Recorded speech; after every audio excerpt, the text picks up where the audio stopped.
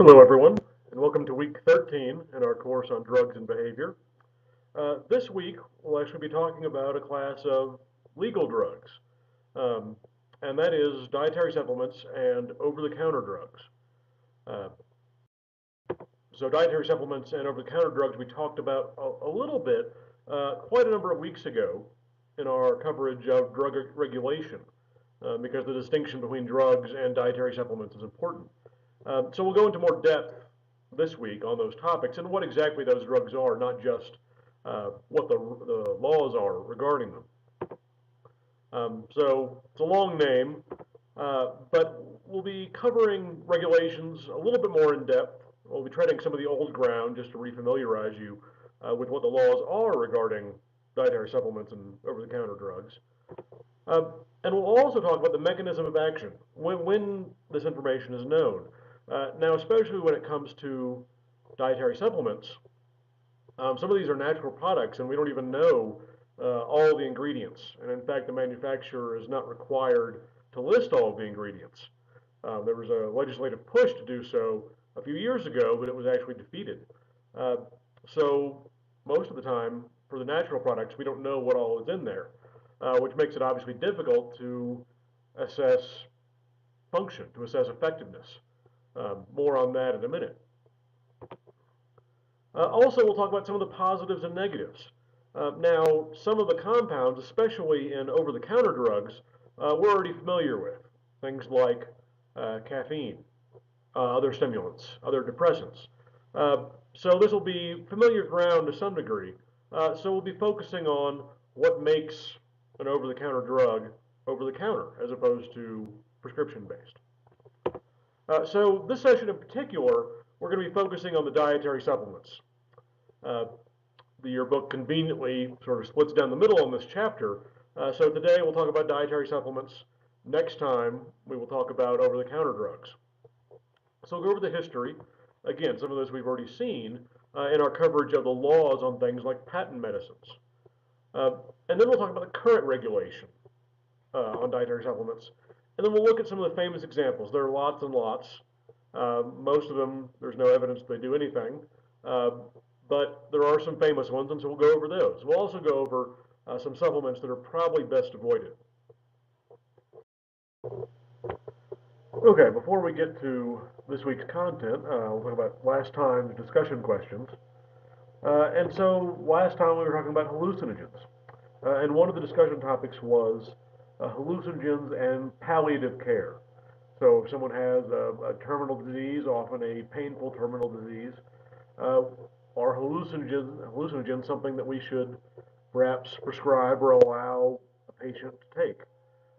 There are reports that they help with anxiety, help with depression, in end of life situations, and also depending on situation, they may help with pain relief as well. Of course, a lot of terminal diseases carry with them a great amount of pain, and so the question is, should we introduce hallucinogens as an extra means of addressing end of life care?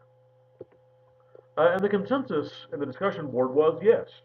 Well, again, with some provisos, right? Not categorically yes, uh, but the response was more positive than not. One thing that was emphasized in discussion was the importance of monitoring, and of course, this is primarily by a medical professional. So someone that monitors dosage, monitors access and restricts access so that only the patient receives an appropriate dosage of a given hallucinogen. And of course, that wouldn't be a hard thing to implement. Often, someone at end of life with regard to terminal diseases, uh, they usually are in a medical facility like a hospital or a hospice, and there are medical professionals that interact with them on a daily basis. So that level of oversight would not be a difficult thing to add to this process. Nevertheless, it is important to make sure the person is aware of the effects of the hallucinogen, that a medical professional is there to address any adverse effects, and again, to monitor dosage, monitor accessibility. And of course, the emphasis and the discussion board was on pain relief. The idea that terminal diseases are often very painful, and that hallucinogens can help with that process, with that sensation of pain. And that's certainly true in the case of many hallucinogens, particularly the dissociatives. So the dissociatives were originally developed as anesthetics. It's not true for all hallucinogens. And the other thing to remember is that a lot of what the hallucinogens have been proposed for in this case is relief of anxiety and relief of depression, and to a lesser degree, relief of pain. But obviously, the prospect of death brings about anxiety, brings about depression, and there is some evidence that administering hallucinogens can help in these cases. That people don't feel quite so anxious or quite feel so bad about uh, the end of life after taking hallucinogens. Again, many tribal groups, many cultures have used hallucinogens in their spiritual and religious ceremonies, and they give sort of a mystical experience for many people. And so it's thought that plays a role in what effects hallucinogens have at end of life. The other question was about the consequence of research on hallucinogens. So currently, hallucinogens have not had a lot of research done on them compared to other classes of drugs like the stimulants, like the depressants. And of course, the question here, and what opponents often say when they say that they oppose research on hallucinogens, is that doing research on hallucinogens in some way legitimizes them and would promote recreational use. And that link is not entirely clear. Um, Certainly, if you make the claim that more of these drugs have to be synthesized so they can be studied, then you can make an argument about accessibility. But just in terms of whether a drug is researched or not, and its relationship to increased usage recreationally, that's a little less clear. So certainly lots of different drugs are currently researched, but in general, the public doesn't seem to be encouraged by particular research on particular drugs. Of course, in the 60s, that wasn't quite true. That a lot of research, especially on hallucinogens, uh, were things like effects on psychology. Does it expand the mind? Does it increase creativity? Um, so that's often the cases that people cite when they say that research encourages recreational use. We're talking about research from a long time ago that promoted the positive effects of hallucinogens. But of course, research has changed over the last few decades. And a lot of research is on basic mechanisms. How do these things affect the brain? And again, an important idea here is risks and benefits. So even if recreational use is a risk of researching hallucinogens, we still have to compare that to what the benefits are. Then there's, again, recent research that suggests there may be positive applications for hallucinogens, things like substance abuse, things like post-traumatic stress disorder, things like end-of-life care. And so does understanding and addressing these problems, does that outweigh the risks of increased recreational use or not? It's an open question. And then, of course, hallucinogens, because they're chemicals like other drugs, they affect the brain in a particular way. So last time we talked about hallucinogens mainly affecting the serotonin system or the dopamine system, or even glutamatergic transmission in the case of dissociatives. And of course, each drug, if it activates a certain neurotransmitter system, or if it deactivates it, that contributes to our understanding of the brain. It contributes to basic science. So even if hallucinogens themselves don't have positive contributions with regard to medical treatments, they do still contribute to our understanding of the brain. And so that's another factor we have to add in there. How do we assess the benefit of that understanding compared to the possible risk of increased use recreationally if there is one? So things to consider. Okay, so talking about dietary supplements and over-the-counter drugs, it's actually going to take us several weeks back in the course, toward the beginning of the course. And we're talking here about the regulation on drugs. Because dietary supplements have separate regulations. That's what makes them a separate category. As we'll see, both probably have an effect on physiology. Certainly drugs do, or they wouldn't get approved. But even dietary supplements, if they do anything, then they're affecting the physiology of the body somehow. If they don't do anything, then why are they a product? But this goes back to the 1906 Pure Food and Drug Act, uh, which established some regulations. The emphasis here with this legislation was not assessing effectiveness. The medicine didn't have to be proven effective for treating a condition. It did, however, have to accurately label its ingredients. So if a medicine contained a substance, it then needed to be on the label. If it claimed something on the label, if it claimed an ingredient, that ingredient needed to be in there. And so that level of protection, that level of regulation, was present from 1906 onward. And the idea there was to regulate the purity of ingredients. Again, not a lot of laws about which drugs were legal and which ones were not, uh, just as long as the ingredients were properly labeled in the product. That was the important thing. And making sure those ingredients were pure. They were relatively free of contaminants. And so these things were tested and assessed for purity. But again, not for effectiveness.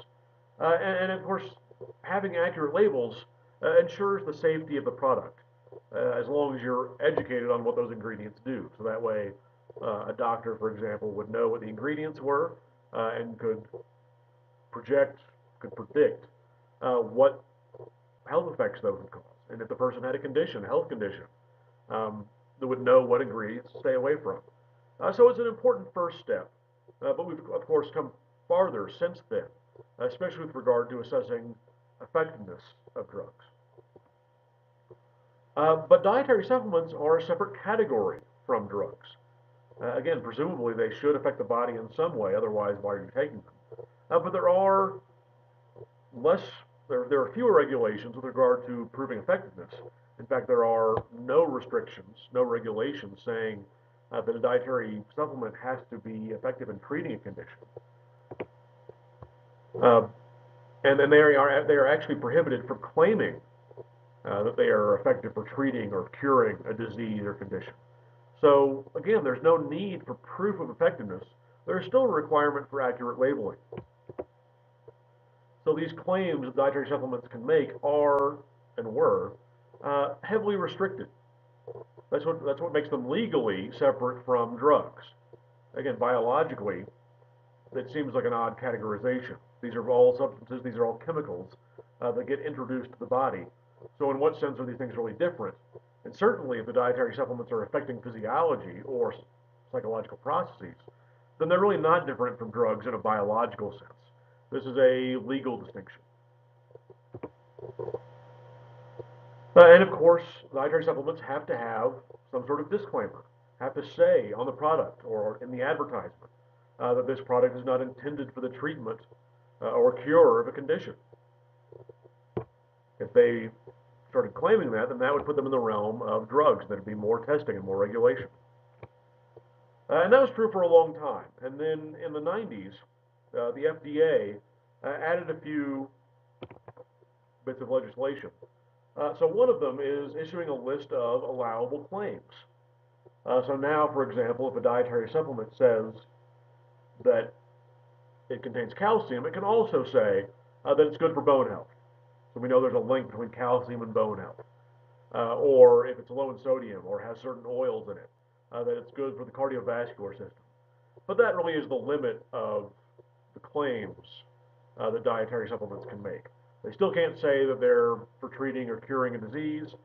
They can make sort of broad claims about being about contributing positively to general well-being or being good for a particular body system.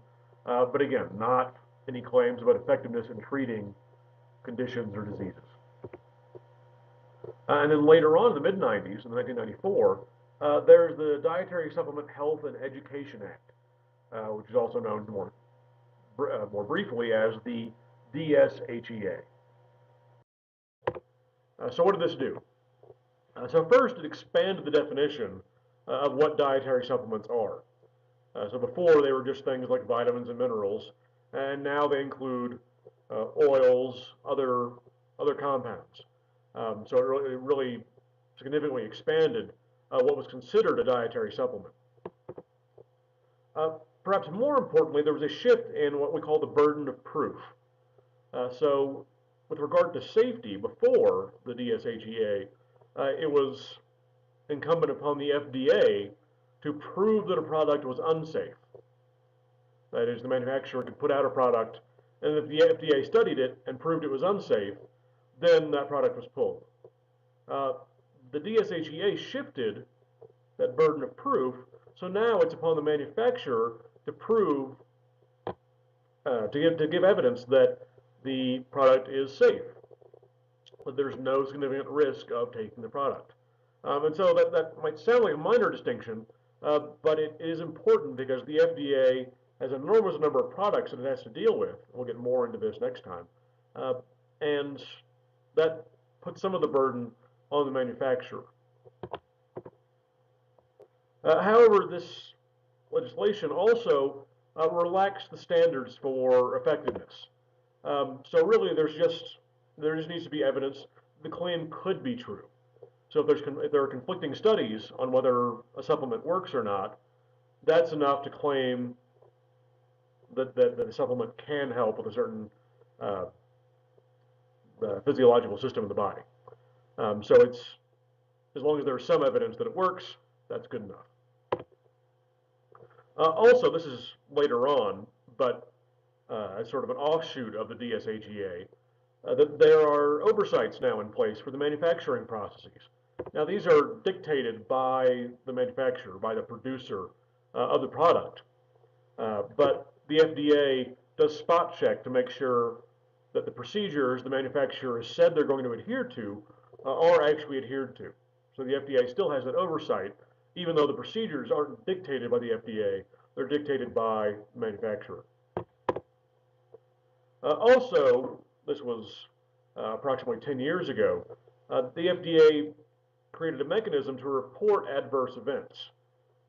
As I mentioned, the dietary supplement manufacturers have to provide evidence that the product is safe, but those studies don't have to be all that comprehensive.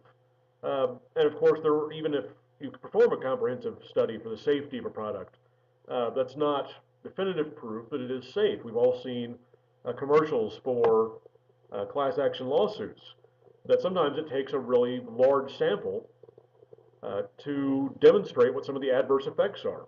So after the DSHEA, but still in the same sort of family of legislation, there was a mechanism now in place for reporting those adverse events, so that if it actually ended up being the case that the product was unsafe, that the FDA could detect that. So as I mentioned, there are lots of supplements.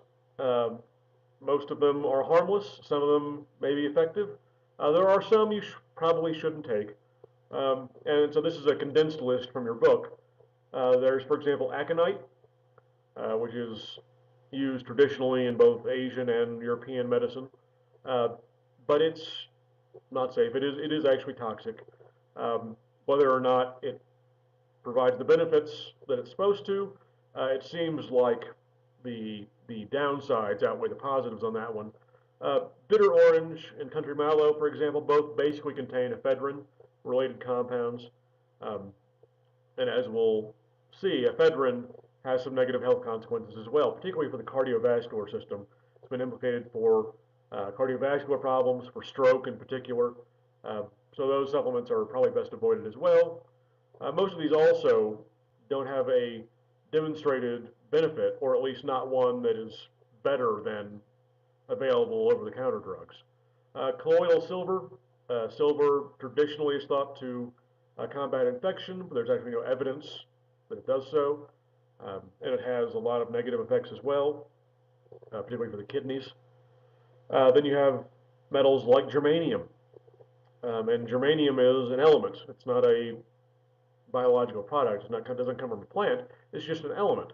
And it doesn't seem to do much of anything either. Some people claim that it fights cancer, but studies have not shown that to be true. And it has negative health consequences as well. So these are some supplements that if you're thinking about buying them, probably best not to do so. So there are some examples that are safe and then of arguable effectiveness. Um, and the safe here is a relative term, so relative to the table we just went over. So for example, St. John's wort, which some of you wrote your papers about for paper number 1, is typically used to treat anxiety and depression. So it's thought to be sort of a natural antidepressant. In terms of the evidence, the evidence is mixed. There is some evidence that St. John's wort is about as effective as a tricyclic antidepressant, which is not the most effective class of antidepressants, but it is legitimately useful. And so there's some limited evidence that St. John's wort does actually help with depression and anxiety. However, St. John's wort also has some dangerous interactions. And so, especially with other SSRIs, those serotonin selective reuptake inhibitors. So you get what's sometimes referred to as serotonin syndrome, where St. John's wort plus an antidepressant that basically acts by the same mechanism can sort of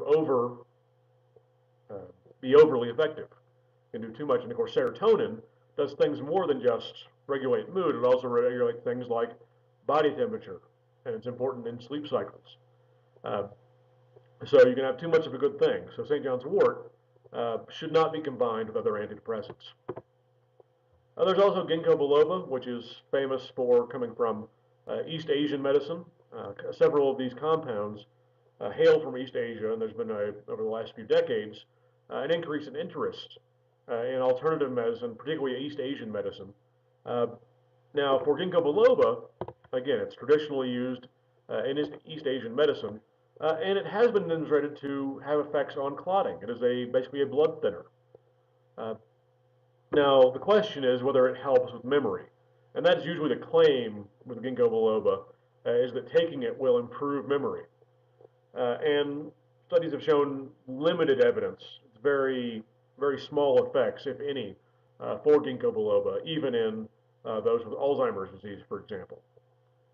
So whenever you have a drug study that's supposed to improve memory or improve circulation, improve clotting, all of these things can be studied in healthy individuals to see if they improve memory, for example, if you already have a fine memory, or to see if you can overcome a deficit, if you have Alzheimer's, for example.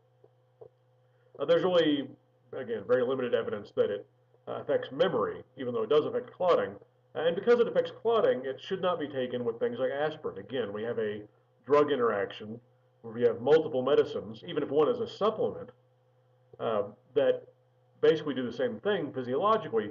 You should probably avoid taking those together. And again, here we run into this distinction between the difference in legal terms between dietary supplements and over-the-counter drugs, but physiologically, your body doesn't care what its legal designation is. If it thins the blood, it thins the blood, whether it's a dietary supplement or an over-the-counter drug. Of course, there's Ma Wang, which we've already run into in our stimulant chapter, because it contains ephedrine.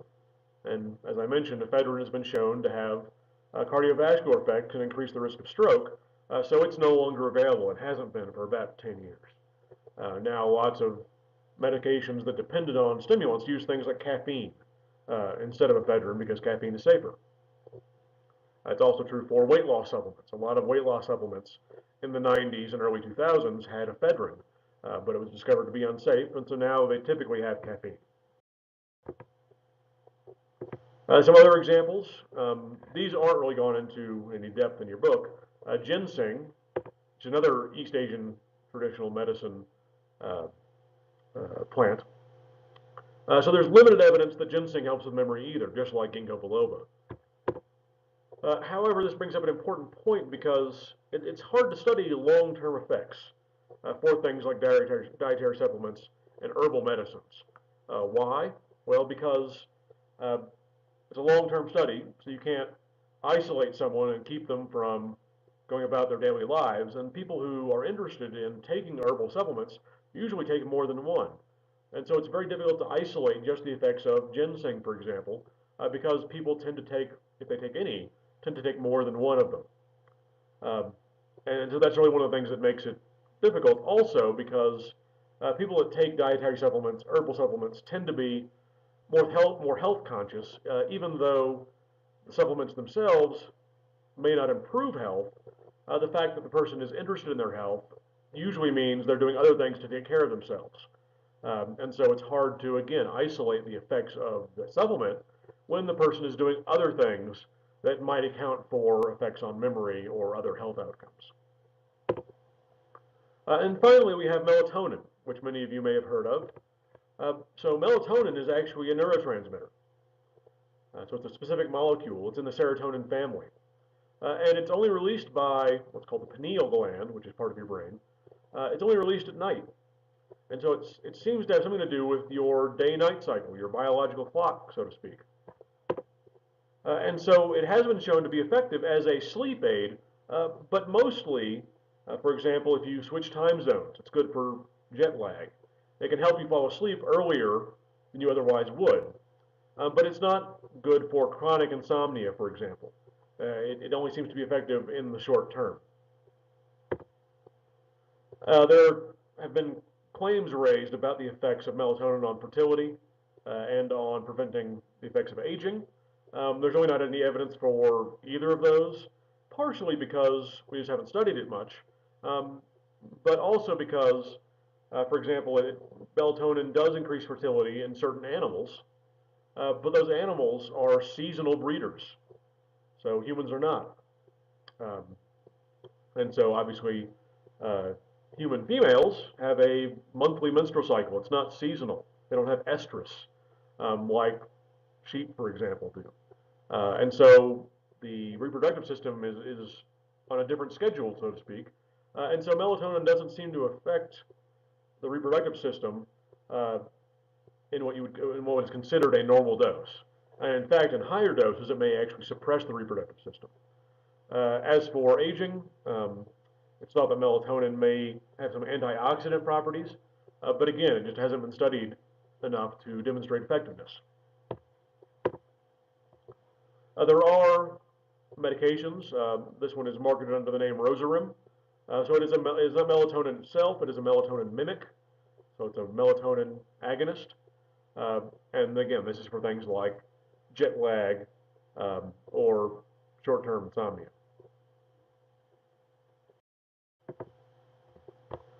Okay, so that will cover it for dietary supplements. Next time, we will look at the other half of the chapter, so over-the-counter drugs. So we'll look at what defines an over-the-counter drug. Why are some drugs over-the-counter and some you need a prescription for? We'll look at some of the recent regulations, so the laws governing over-the-counter drugs and how they've changed. And then we'll look at some categories, some of the most used over-the-counter drugs, what they contain, what they do, the positives and the negatives. So we will go over that next time, and I will see you then.